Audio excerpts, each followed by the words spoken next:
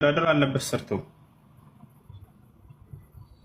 የማስተዳደር 42 ላይ ደግሞ እንትን ይላል። ከዛ በኋላ ጠይቄ ነበር አላህ የወደፊቱን ያውቃል ሁሉን ያውቃል ወይስ አያውቅም ብዬ። እሺ 42 ላይ ደግሞ የወደፊት እንትን ይላል። ከዛ በኋላ ጠይቄ ነበር አላህ የወደፊቱን ያውቃል ሁሉን ያውቃል ወይስ አያውቅም ብዬ። ያውቃል የወደፊቱን እና ደግሞ መሐመድ የሚናገሩት የአላህን ቃል ነው ብለኸኝ ተስማምተናል። ስለሆነ መጀመሪያ ላይ ችግር የለውም ብሎ ሁለተኛ ላይ እንደ መልሶ እንደሚያስተካክለው እያወቀ አላህ ለመጀመሪያ ላይ ይቻላል ብሎ ፈቀደ። ነስኽ ይባላል ነገር አለ በኢስላም። ነስኽ ታውቃለህ? ነስኽ ሲባል ትሰማለህ? አላውቅም። ሰምቼ ነስኽ ማለት አንድን ህግ ያወጣና አላህ ሱብሓነሁ ወተዓላ ከዚያ ጥበቡን መሰረት ባደረገ መልኩ ያንን ህግ በሌላ ህግ ይሽረዋል። ይሄ ነገር ያለ ነው። የሆነ ህግ ይወርድና ለምሳሌ ሌላ ቦታ ላይ ዝሙት የሚሰሩ ሰዎች ዝሙት የሰራ ሰው የመጀመሪያው ፍርድ በሱረቱ ኒሳ ላይ እንደተቀመጠው ምን ነበር? ሞት እስኪመጣባቸው ድረስ ይታሰሩ የሚል ነበር። እድሜ ፍትሃ እንኳን ሄድ ታውቃለህ አይደለ? ይታሰራሉ፣ በቃ ይሞት ይወጣሉ። ይሄን ህግ ሻረውን አላህ በሱረቱ ኑር ላይ 100 ግርፋት ተገርፈው ይለቀቁ የሚል ህግ አወጣላቸው። በዚህ መሰረት ይሄኛውም ህግ ማለት ነው። እሺ አዎ ይሻራል አልከኝ። እኔ እኮ ጥያቄ እዚህ ጋር አልተግባባንም መሰለኝ።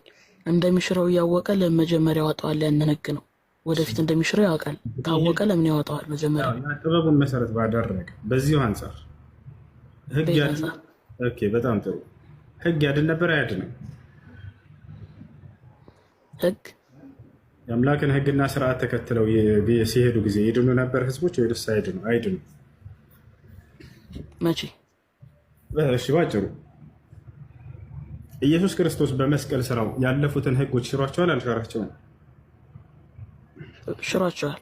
ታዲያ መሻሩ ከተቻለ ለምን ያን ህግ ሁሉ ፈጽሙ ብሎ ማውረድ አስፈለገ? ቀድሞ ገና አዳም እንደፈጠረው ለምን እስከ ድንግል ማርያም እስክትወልደው ድረስ ጠበቀ? ራሱን ለምን አይገልም ነበር ወርዶ? ለምን?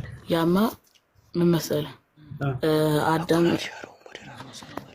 እዚህ ጋር ህጉን ቀጥታ አልሻረውም። ወደ ልመልስልህ አንዴ።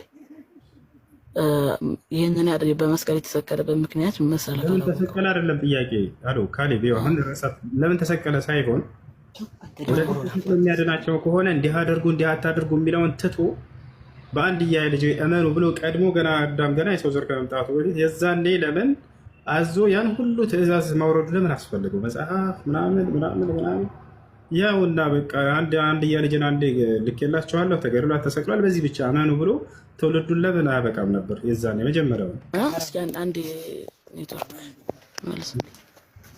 አልተሰማህም? አሁን ይሰማል። ኔትወርክ እንደምለው አሁን የተናገርኩት ሰምተኸኛል? አልሰማሁም። ኔትወርክ እየተቆራረጠ ነበር። በጣም ጥሩ። ኢየሱስ ክርስቶስ ወደፊት ከዚያ ሁሉ ዓመታት በኋላ ድንግል ማርያም ከምትባል አካል ተወልዶ እንደሚገደል እንደሚሰቀል የኃጢአት ስርየት በዛ እንደሚደረግ አምላክ ቀድሞ ያውቃል አያውቅም? ያውቃል። ይህን ካወቀ ታዲያ ከዛ በፊት እነዚያን ሁሉ መጽሐፍትና ህግጋት እንዲፈጽሙ አትፈጽሙ የሚል ማውረድ ለምን አስፈልገው? ቀድሞ ለምን አላደረገው? ቀድሞ ከአዳም እንደፈጠረው ነው ያንን እንትኖች ለምን አላደረገም ነው? እሺ ለዚህ መልስ የሚሆንልህ አደምን ወይም አዳምን ከዛች ዕፀ በለስ እንዳበላ ብሎታል። ግን አዳምን መጽሐፍት ለምን አወረደ? ልመጣልህ ነው አንዴ። እሱን ልመጣልህ እኮ ነው። አሁን እዛው ሄደበት እዛው ላይ ለምን መጽሐፍቶችን አወረደ? ህግጋትን ለምን አወረዳቸው? እሺ እሱ ጋር ልመጣልህ እኮ ነው እኮ እሱን ነገርና ያው የእሱ ምክንያት ልነግርህ ነው። አቋረከኝ። እሺ መጽሐፍቶቹ ለምንድን ነው የወረዱት? ህግጋቶች እሺ የወረዱበት ምክንያት ልነግርህ ነው። እሺ አዳምን ያንቺን ዕፀ በለስ ሲበላ ምን አለው? የሞት ሞትን ትሞታለህ አለው። ግን ከዛ በኋላ መጸጸቱን ሲያይ ምን አደረገ ፈጣሪ? የእርሱን መጸጸት ካየ በኋላ የአዳምን ቅጣት ያውቅ ነበር አምላክ። አዳም ቀድሞ እንደሚበላ ያውቅ ነበር። ይሄ እኮ የኔም ጥያቄ ነው። በሁለቱም ይሄዳል፣ በሁለቱም ሃይማኖት አንዴ አይደለም አዳም ቀድሞ አሁን እያስረዳኸኝ ነው። እኔ አንተን እየጠየቅኩህ ነው። በምታስረዳው ላይ አዳም ቀድሞ እንደሚበላ አምላክ ያውቅ ነበር ቀድሞ? እሱን አላውቅም እኔ። እንዴ አያውቅም አምላክ ወደፊቱን? እሱን አላውቅም እኔ። አምላክ ወደፊቱን ያውቃል አያውቅም? አንተ ጋር በእኔ አስተሳሰብ እስካሁን ድረስ ስለዛ እንትን አላነበብኩም በእኛ ስለሆነ ስለዛ እውቀቱ የለም። ስለምታ ከሆነ ንገረኝ፣ የሚያውቅ ሰው ካለ አገናኝ። መለኮት ማለት ምን ማለት ነው? መለኮት እውቀት አለው። እውቀቱ ደግሞ የተገደበ አይደለም ብለህ ታምናለህ አይደለ?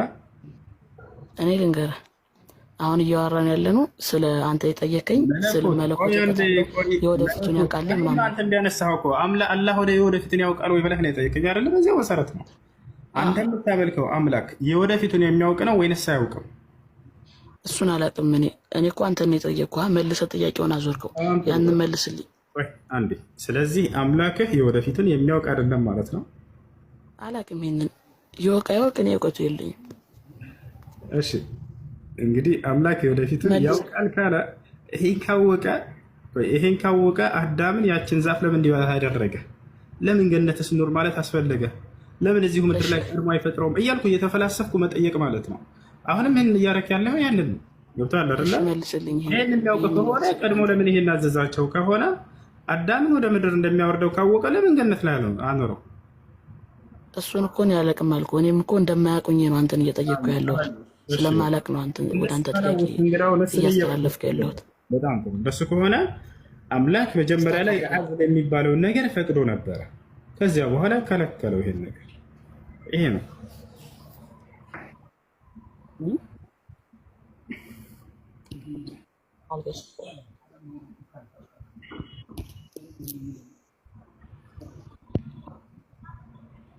እሺ አይሰማም? ይሰማል። እንደዛም እኮ እየጠየቅኩ ያለሁት ታዲያ እኔ እንደማላውቁኝ ነው። እኔ አሁን ምንም ካላወቁኝ አንተን ነው እየጠየቅኩ ያለሁት። አየሽ አምላክ ወደፊት እንደሚያውቅ የወቅ አታውቅም ማለት ነው። አምላክ ወደፊቱን ይወቅ አይወቅ አታውቅም። እኔ እኮ እየጠየቅኩ ያለሁት አንተ እኮ ወደ እኔ ጥያቄ አዞርከው።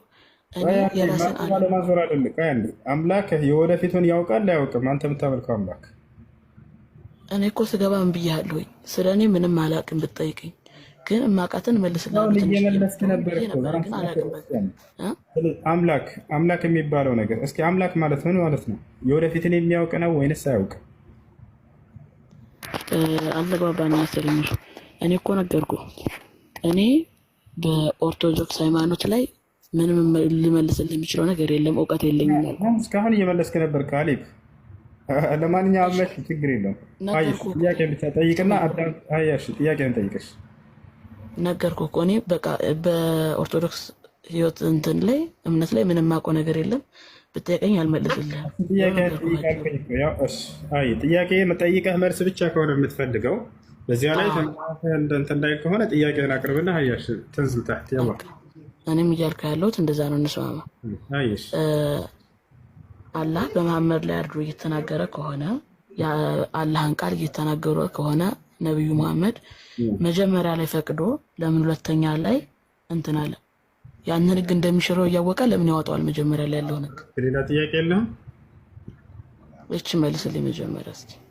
ጨረስክ ወይ? ሌላ አለኝ ግን ይሄ መጀመሪያ መልስልኝ። ጨርስ ጥያቄዎችን መልስልህ። ሁሉንም በአንድ ጠቅልዬ ሁሉንም በአንድ መልስልሃለሁ። ጥያቄዎችህን አውቅ እንትን ብለህ ሰብስባቸውና ጠይቃቸው። እሺ ይሄ እንዳለ ሆኖ ውሻ ማሳደግ በእናንተ ሃይማኖት ይፈቀዳል አይፈቀድም? ጨረስክ? ሌላ ጥያቄ አለ? ትገባ። እሺ ሌላ ደግሞ ይሄን መልስልኝ። ሌላ የለም። ያላ አዳምጥሽ መልስ ወጥ እቺ ሙድ ለጋሽ ማህሙድ አለ እስከ ስትመልሽ ቆይተሽ ስለ ክርስትና የማይሆን ጥያቄ ሲመጣበት እኔ ስለ ክርስትና አላውቅም። ለማንኛውም እሺ አምላክ አላህ በእኛ በእስልምና ነስኽ የሚባል ነገር አለ። ማ ነንሰኽ ሚን አየቲን አው ነንሱሃ ነእቲ ቢኸይሪን ሚንሃ አው ሚስሊሃ። አላህ ስብሓነሁ ወተዓላ የሆነን ህግ ያወርድና ከዚያ ጥበቡን መሰረት ባደረገ ያንን ህግ በተሻለ ህግ ይተካዋል። ገብታችኋል አይደለ? ይህ ነገር ሰዎች ወደ ነቢያችን ሰለላሁ ዐለይሂ ወሰለም ጋር መተው ያንን ሲያደርጉ ፈቀዱላቸው። ያ ማለት ሰውየው ልክ ዛሬ ሰብረረለት ነበር። ሰውየው ለምሳሌ ዛሬ ላይ ባልና ሚስት አራርቀው መውለድ ፈለጉ። ያን ዘር ፈሳሽ በቃ ወደ ልጅነት እንዳይቀየሩ ወይንም ያ ነገር እንዲዘገይ ልጅ አራርቀው መውለድን ማለት ነው። የዛኔ መድኃኒት የላቸው እንዳይወቁ የለም ከልና እንዳይወጡ የለም። ከዚያ ያንን አዝል ያደርጉ ነበረ። ነቢ ሰለላሁ ዐለይሂ ወሰለም ደግሞ እነዚህን ሰዎች አታድርጉ አሏቸው፣ ሌሎችን ማለት ነው። ከዚያ በኋላ ቦታቸዋል አይደል? አንዱ ሌላውን ሻረው ማለት ነው። ያ ሌላኛው ምንድነው? ውሻን በእስልምና ይጠላል ወይ? እስልምና ውሻን በፍጹም አይጠላም። እስልምና ውሻን አይጠላም። በውሻ ምክንያት ኃጢአቷ የተማረላት እንዳለች ያስተምራልና ቦታቸዋል አይደል? በውሻ ምክንያት ኃጢአቷ የተማረላት ሴት እንዳለች ያስተምራል። ነቢያችን ሰለላሁ ዐለይሂ ወሰለም ቃል ካነት እምረአቱን ፊ መን ካነ ቀብለኩም ከእናንተ በፊት ከነበሩ ሴቶች መካከል አንድ ሴት ነበረች አሉ። ካነት ዓሂራ ይቺ ሴት ዝሙት ላይ የምትወድቅ ሴት ነበረች በብዛት። ፈበይነማ ሂየ ተምሩ ፊ ጠሪቅ በመንገድ ላይ ያለፈች እያለች ረአት ከልበን በጣም የተጠማ የሆነን ውሻ ተመለከተች። ዐላ ሸፊ ብዕሪን ከጉድጓድ አለ አይደለ? ጉድጓድ ከዛ አፋፍ ላይ ተቀምጦ ሲያለከልክ ውሻን አየች። ጌታች አላለ። እቺ ሴት መጠጣት እንደፈለገ እንደተጠማ ውሻን ተረዳች። ገብቶ ግን መጠጣት እንዳለች አላውቃለች። ስለዚህ ምን አደረገች? ቀጥታ ሄደችና ይቺ ሴትዮ ወደ ውሃ ውስጥ ገባች፣ ጉድጓድ ውስጥ በጫማዋ እየጨለፈች እንደዚህ አጠጣችው ውሻዋን። ውሻም ጠግቦ ሄደ። ጫማዋን ለብሳ ወጥታ ሄደች። ማንም አላያትም። ነገር ግን አላህ ሱብሓነሁ ወተዓላ እያየት ነበር።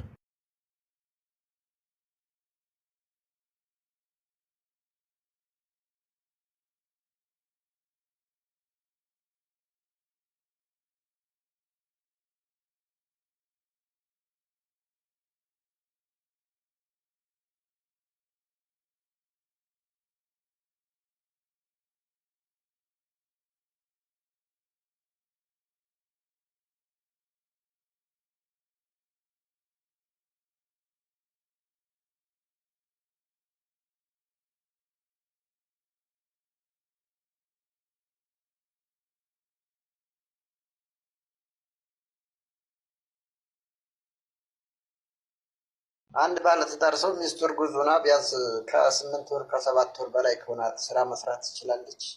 ብትሰራስ ምንድን ነው ማለት ኃላፊነቷን ወስዶ ካላስተዳደር ካገባት ጊዜ ጀምሮ እሷን ሰርቶ የማስተዳደር ግዴታ አለበት። ምን ስታረግዝ ብቻ። ስታረግዝ ደግሞ በደንብ ይበረታል። ከዛቸዋል። ስለዚህ ማስተዳደር አለበት ሰርተው። የማስተዳደር ኃላፊነት ያለው ባል ላይ ነው። ከመቼ ጀምሮ? ኒካ ካሰረበት ጊዜ ጀምሮ። الرجال قوامون على النساء بما فضل الله بعضهم على بعض وبما أنفقوا من أموالهم ይላል። ባሎች የሚስቶቻቸው አስተዳዳሪዎች ናቸው ይላል። ገንዘብስ ማን ነው መስጠት ያለበት? ባል ነው። በሚያደርጉላቸውም የገንዘብ ወጪ ይላል። የገንዘብ ወጪ ማድረግ ያለበት ባል ነው። ነቢያችን ሰለላሁ ዐለይሂ ወሰለም ጋር የሆነ ሰው መጥቶ ጠየቃቸው። ያ ረሱለላህ ሀል ሊአዝዋጅና ዐለይና ሐቃ?